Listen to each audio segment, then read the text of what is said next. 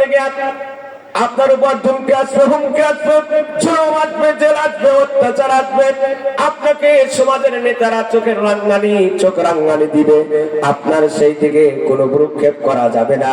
আমি আল্লাহ পাক আপনার সঙ্গে আছি। সিল্লাতুন সুবহানাল্লাহ। আলাম নাশরাহ লাকা সাদরাক। আল্লাহ পাক ডাকতে বললেন, আপনার সিনাকে আমি আল্লাহ পাক প্রশস্ত করে দিয়েছি। আপনার কোনো ভয় নাই, কোনো টেনশন নাই। আমি আল্লাহ রাব্বুল আলামিন আপনার গাইডলাইন হিসেবে আছি। আল্লাহু আকবার। আমার ভাইরা, আল্লাহ রাসূল সাল্লাল্লাহু আলাইহি ওয়াসাল্লাম ইসফাহান নাই দাওয়াত দিলেন। সর্বপ্রথম তার আপন বন্ধু, সর্বপ্রথম যার সাথে সব সময় ওঠেন বসেন, মিল মহাব্বত, বন্ধু মিলে যাকে ভালোবাসতেন, তিনি হলেন আবু বকর। তিনি আর কেউ না, তিনি হলেন আবু বকর। আবু বকরকে দাওয়াত দেওয়া হলো, লা ইলাহা ইল্লাল্লাহ মুহাম্মাদুর রাসূলুল্লাহ। ও দোস্ত, ও বন্ধু, আমি আল্লাহ রাব্বুল আলামিনের জন্য আল্লাহ পাক আমাকে নবী হিসেবে প্রেরিত করেছে। আর একমাত্র আল্লাহ ছাড়া কোনো ইলা নাই, তার দাসত্ব ছাড়া কোনো দাসত্ব নাই, তার আইন ছাড়া কোনো আইন নাই। এই কথাগুলো তোমার মানতে হবে। আমি মেনেছি, আমাকে এই জন্য এই আইনকে প্রতিষ্ঠা করার জন্য আল্লাহ রাব্বুল আলামিন আমাকে নবী বানা পাঠিয়েছে। অতএব বন্ধু, সর্বপ্রথম জাহান্নামের আগুন থেকে বাঁচানোর জন্য আমি তোমাকে দাওয়াত পৌঁছায় দিলাম। আবু বকর রাদিয়াল্লাহু তাআলা আনহু দেরি করলেন না, দেখে দেখে বললেন, ইয়া রাসূলুল্লাহ, ইয়া হাবিবাল্লাহ, আমাকে আপনি কালেমা পড়ায় দেন। লা ইলাহা ইল্লাল্লাহু মুহাম্মাদুর রাসূলুল্লাহ। আল্লাহু আকবার বলেন। আমার ভাইরা, রাসূল সাল্লাল্লাহু আলাইহি ওয়াসাল্লাম কালেমা পড়লেন।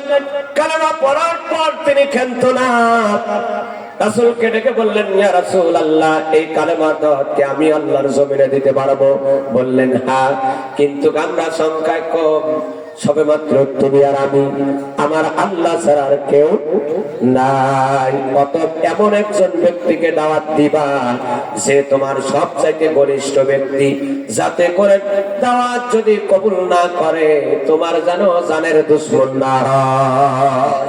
এমন ব্যক্তিদেরকে দেখে দেখে তুমি দাওয়াত প্রদান করো, যাতে করে তারা দাওয়াত যদি গ্রহণ নাও করে তারপরেও যেন তোমাকে আঘাত না করে। এই কথা বলেন ঠিক কিনা?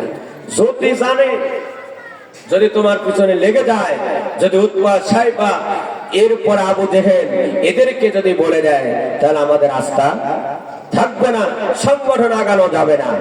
ধীরে ধীরে আগাতে হবে।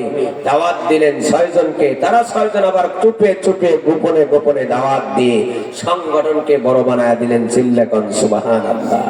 তারা কি করেছেন? চুপে চুপে দাওয়াত দিয়েছেন। কিন্তু এই সংগঠনকে থামানোর জন্য আবু লাহাব, উতবা, সাইবা, আবু জেহেল এমন চক্রান্ত জাল ছাড়ছে, তারপরেও তারা থামাতে পারে নাই। বাংলার জমিনে রাসূলের উত্তর শরীফ হিসেবে এমন একটা দল আছে, এমন একটা দল, কোরআনী দল আছে, যারা চুপে চুপে দিনে দাঁত দিয়ে সংগঠনকে লম্বা করেছে। অনেক স্বৈরাচার শাসক তারা নিষিদ্ধ ঘোষণা দিয়েছে। আল্লাহ রাব্বুল আলামিন সেই নিষিদ্ধের জালকে ভেঙে দিয়ে আল্লাহ পাক প্রসার করে দিয়েছে। কথা বলেন ঠিক কিনা? আজ এই সমস্ত স্বৈরাচার শাসকেরা নিষিদ্ধ ঘোষণা করেছে, সেই সমস্ত স্বৈরাচার শাসক পালানোর সুযোগটাও পাচ্ছে না। কথা বলেন ঠিক কিনা? রাস্তা আল্লাহ পাক তৈরি করে দেন না।